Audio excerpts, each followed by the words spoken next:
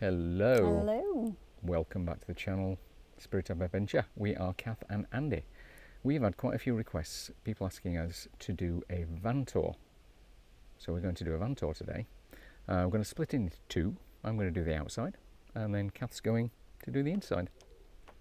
Let's get going. So no better place to start than the front.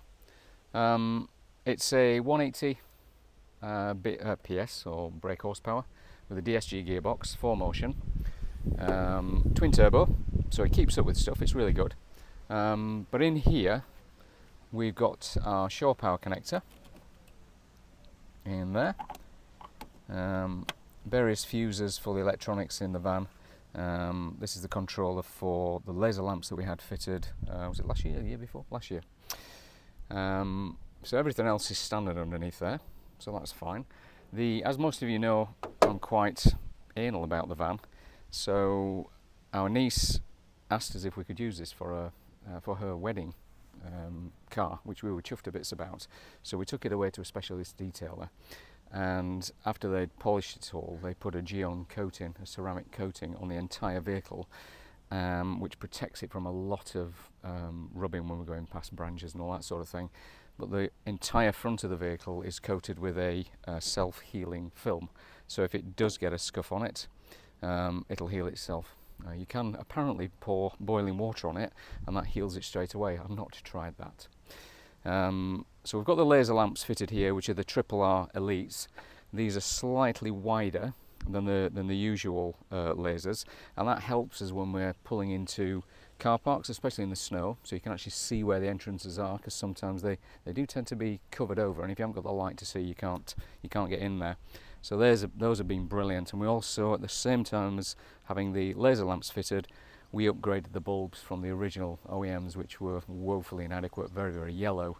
There is a much, much brighter, whiter light now, so those are great. So moving from the front round to the side, we've actually ripped two under floor pans, the plastic ones that come with the vehicle previously. So we had the vehicle lifted, so I've got Bilstein suspension lift on it, and it's a softer suspension than the original, which gives it a really, really smooth ride, but it doesn't affect the handling at all. It's actually really nice. Whilst we were having those fitted, we had the black Rhino excuse me, the black Rhino Warlord wheels with a BF Goodridge, and these are a 17-inch, so they're 225/65 17s on there. These have been a complete game changer. Like I said earlier, it was a 4-motion, so we do tend to go to places that we wouldn't go with a normal 2-wheel drive. If we hadn't have had these in Norway last year, we'd probably still be parked up there. These really did help to get us out of rather a sticky, muddy situation. Right, so moving away from the wheels and tyres, we do have sidebars on. In retrospect, we had those fitted when we first got the vehicle. In retrospect, we'd have had rock crawlers on, because once in Norway, on the driver's side, we were going down a track and it actually hit one of those. Now you can't see it because it's right underneath, but had it been a rock crawler, it would have just gone straight over it. It's actually dented the bar on the other side. And I suspect, in looking retrospectively, we wouldn't have had the front splitter fitted, because when we are going downhill, that's a scary proposition, getting quite close to stuff on the approach angle to stuff. Moving up, we've got the reimo pop-top roof on there. We are on our second canvas material. The first one was a canvas, just like a tent, and what we found when in heavy rain, it just wetted through. So we had a chat with Tom down at Volkswagen VWT Campers, and Reimo started doing like a Gore-Tex material. So after a few years, we had that fitted, and so far, touch wood, we've not wetted through once. It just beads the water off on the outside, and it's been absolutely fantastic. That's really good. We've also got the Fiamma wind out awning, which on a day like today, when it's in the right place, you can get away from the sun. This is actually a motorhome one rather than a camper van one, so it's slightly longer, which is great. It gives us a lot more coverage, and it's great in the rain, of course, if you tilt it so that all the water pours off. With the Fiamma, we actually now use, to secure everything, we use peggy pegs, which are just fantastic. We have bent I don't know how many steel pins with mallet in them and trying to get them into hard ground. These things just drill straight in, but we'll do a video on those, a separate one on those, because I think it's worthy of that, because they are a really good product. We're not sponsored by them, but I think it's really good to get it out there.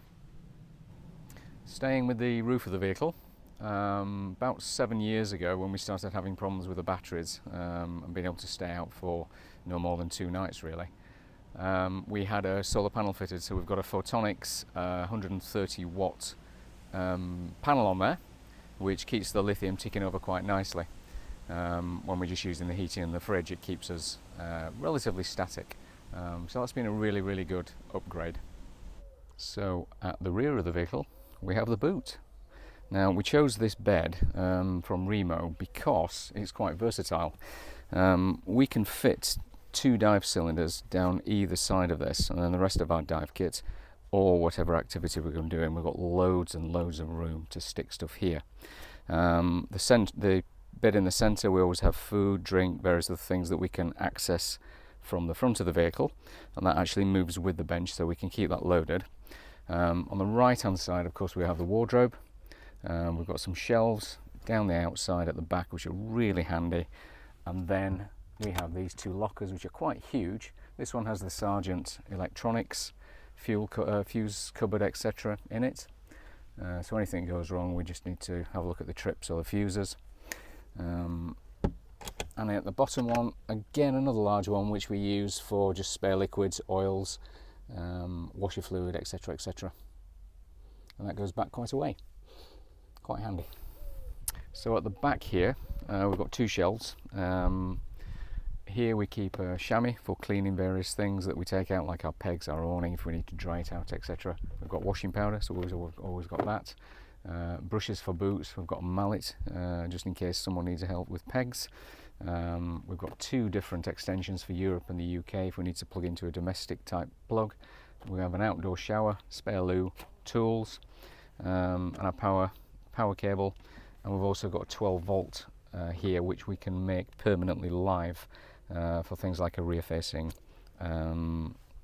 camera whilst we're travelling, and we can also use it for accessories when we're diving or doing other things at the back here. So here we go for the insides. We obviously have 2 swivel captain's chairs, which are really comfortable and just like armchairs. We have the insulating blinds, which we absolutely love. In the summer they keep most of the heat out, and in the winter they definitely keep us warm, so we love those. Over here, as mentioned in the previous video, is the engine preheater, which we have just had fitted for our next trip to the Arctic. That will warm the coolant up in the engine and allow us to start the engine more safely without breaking anything in the engine. Under here lives the battery. It's a lithium battery. Under here lives the inverter, which was another new thing this year. That allows us to have the proper plug socket down there that we can charge things off our lithium battery. And here is our beloved Eberspacher heater, which is just the greatest thing in the world. Kitchen wise, we've got the fridge, teeny tiny fridge. We'd love one a little bit bigger. It's like playing Tetris, trying to get everything in there, but we do manage with it. Under here, the Fairy liquid, other brands are available, wet wipes and tea towels all live under there. And then obviously here we've got the sink with the running cold water and a nice little washing up bowl. 2-ring hob, as most of you already have. It's amazing what you can cook on 2 rings, isn't it? Under here lives the coffee making facilities. Most of you will know that we virtually live on coffee. And then under here we've got a lovely smooth sliding door. Now this is where the chemical toilet used to live. Currently it hasn't got a job we've just got junk in it, shoes and junk. It will have a job when we go on our next big trip, but at the minute we've got loads of space everywhere else, so it doesn't matter. But the reason why it is empty is because the Boxio is just about 5mm too long to allow us to shut the door properly. This cupboard here is where we keep most of our food, again because we're only away for a short time, there's hardly anything in there. Moving on to this cupboard is where all the pans live, kitchen roll, sandwich bags, bits and bats here and there, just a general kitchen drawer I suppose. And then the next one along is where all the electrical kit lives, GoPro, computers, chargers, that sort of stuff. Moving up here we have the bows and a few other bits and bats of chargers that just don't fit in that one, makes it tidier down there. This is where all the utensils live for the kitchen. This is where the cups live. Now you can all see why we've got this size cup, because there's nowhere else to keep a bigger cup.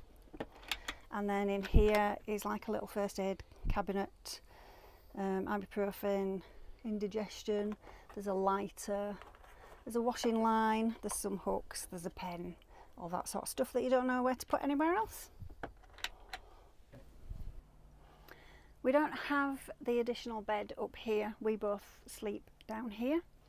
So Tom, when he converted the van, put us a little shelf up here so we can store things there when we've got the roof up. Usually the dry robes live on the back shelf here with the bed in when we're travelling. It just makes life a lot easier if we can put them up there. And finally in this section, which I think I might have to send Andy out and round to, is the wardrobes. During the day we store the bed in here on the back shelf. When we're travelling, the blinds fold up and they live here, and also if we tidy everything up nicely like that, the dry robes will also fit here. So this is the wardrobe, another nice sliding door, another 12-volt socket in here actually. We're really good on power in this van. And then these are our wardrobe areas. We've got 3 boxes each, and if it don't fit in one of those 3 boxes, it don't come with us. Whilst I've got you at this angle, just as an addition, this shelf here we use when we're in bed. We get the iPad, which is basically our television, and it's got one of these magnetic cases, and we slide it up there, stays there, and we can watch telly when we're in bed. As most of you know, these straps hold the pop top down when we are driving. Generally speaking, when you get a pop top, they are quite short straps and you thread them through each time. We did find that over the years the ends got really frayed and they just became really difficult to thread in every time. So we just upgraded to some longer ones which don't need threading in and out, and to make it even better, they're lime green, which is our favourite colour. Additionally, on the lime green front, we have a bungee cord along here which we use for drying our towels on, and other bits and bats which we can use both when the roof is up, but we can still use it when the roof is down. And as I mentioned earlier, in here there's some hooks. We got these double-ended hooks, really cheap, from the hardware store, and we've got one, they just fit there lovely, one on each side, and that would be where we dry our coats when it's been piddling it down.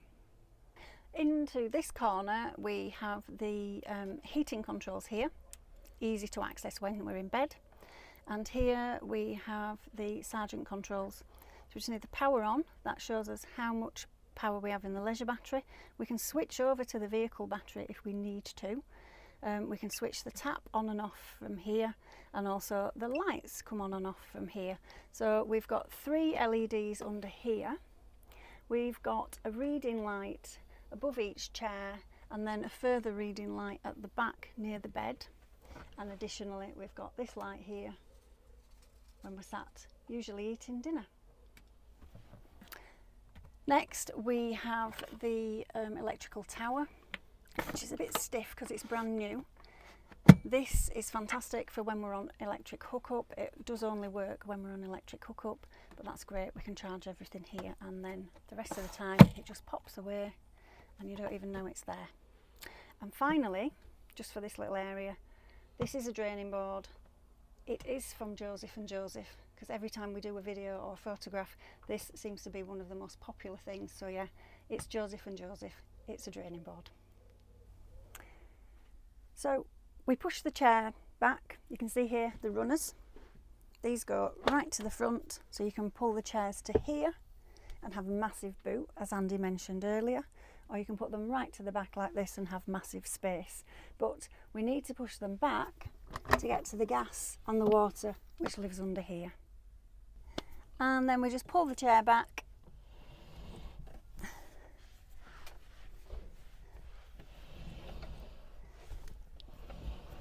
It clunks into place, and there we are, back to where we normally live. As we said earlier, the gas lives under here, and as any of you will know, when you go abroad you have to turn the gas off at source. So we've got this super nifty little hole in here, which I've just jammed, there we go, where we can get our arm in, we can turn the gas off, and should the channel tunnel or ferry people want to check themselves, they can get their arms in there as well and check it. Well, I think we've covered everything. I think we have, although I'm sure we've forgotten something, and I'm sure you'll notice we've forgotten something, and then hopefully you'll ask the question, what about this? Yeah, stick it in the comments if you've got any questions at all about anything we've covered or anything we haven't covered. That brings us to the end of the video, really.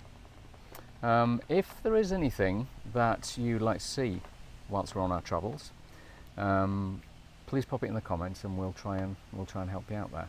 Yeah. Would you like to see more of us? Would you like to see more of the van?